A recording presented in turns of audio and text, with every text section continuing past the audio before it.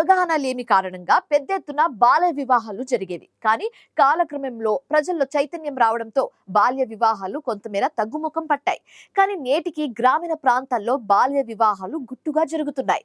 దీంతో బాల్య వివాహాలకు అడ్డుకట్ట వేసేందుకు కర్ణాటక ప్రభుత్వం ఇటీవల చేర్చిన బాల్య వివాహ నియంత్రణ చట్టంలోని కొత్త నిబంధనలు సత్ఫలితాన్ని ఇస్తున్నాయి.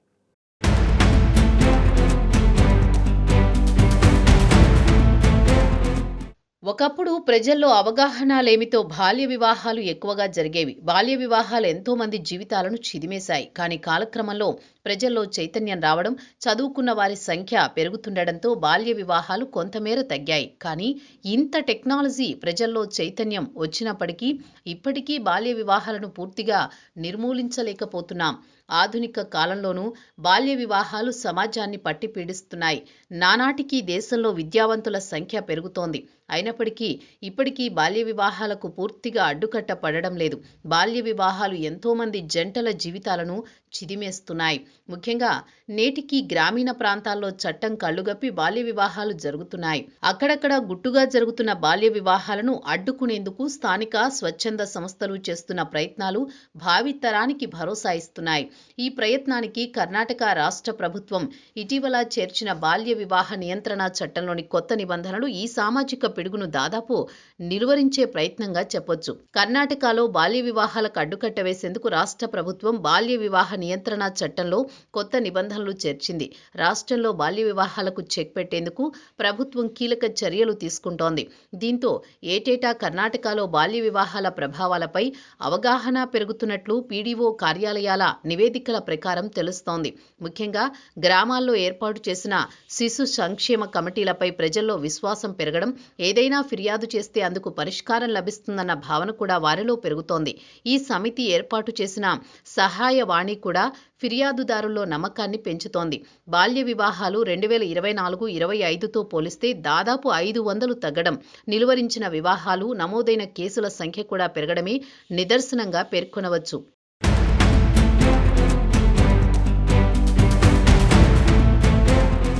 గతంలో ఓ కుటుంబంలో బాల్య వివాహం జరుగుతుందంటే ఆ గ్రామస్తులు అడ్డుకునేవారు కాదు. కానీ నెలల తర్వాత అది కూడా పొరుగు గ్రామాల నుంచి ఫిర్యాదులు వచ్చేవి. కానీ గత 5 ఏళ్లుగా ఈ వివాహాలకు యత్నించే కుటుంబాల నుంచే ఫిర్యాదులు వస్తుండడం పెరిగిన అవగాహనకు నిదర్శనం.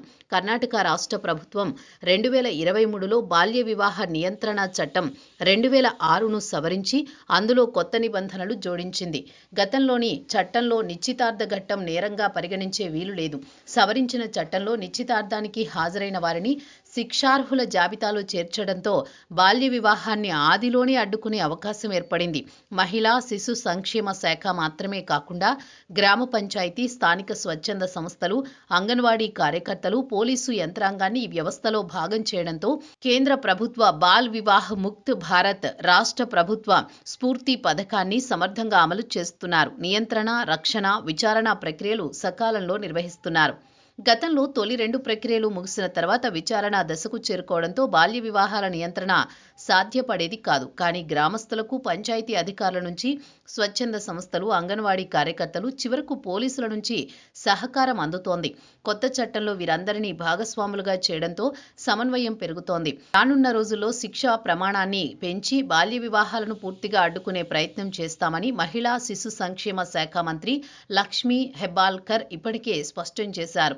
కర్ణాటకలో ఇప్పటికీ తీవ్ర సమస్యగా ఉన్న బాల్య వివాహాలకు అడ్డుకట్ట వేసేందుకు ప్రభుత్వం తీసుకువచ్చిన కొత్త చట్టానికి అందరూ సహకారం అందిస్తుండటంతో ఇకపై బాల్య వివాహాలకు చెక్ పెట్టవచ్చనే అభిప్రాయాలు వ్యక్తమవుతున్నాయి.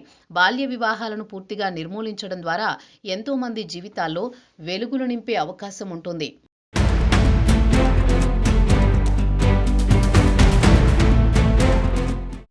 బాల్య వివాహాలకు పూర్తిగా అడ్డుకట్ట వేసేందుకు కర్ణాటక ప్రభుత్వం కొత్త చట్టంలో చేర్చిన నిబంధనలు సత్ఫలితాలు ఇస్తూ ఉండడంతో ఇకపై ఈ వివాహాలకు అడ్డుకట్ట పడే అవకాశాలు కనిపిస్తున్నాయి. మరోవైపు స్వచ్ఛంద సంస్థలు, అంగన్వాడీ కార్యకర్తలు, పోలీసులు సైతం ప్రభుత్వానికి సహకారం అందిస్తూ ఉండడంతో కర్ణాటక ప్రజల్లో మరింత చైతన్యం తీసుకువచ్చి బాల్య వివాహాలను పూర్తిగా నిర్మూలించే దిశగా అడుగులు పడుతున్నాయి.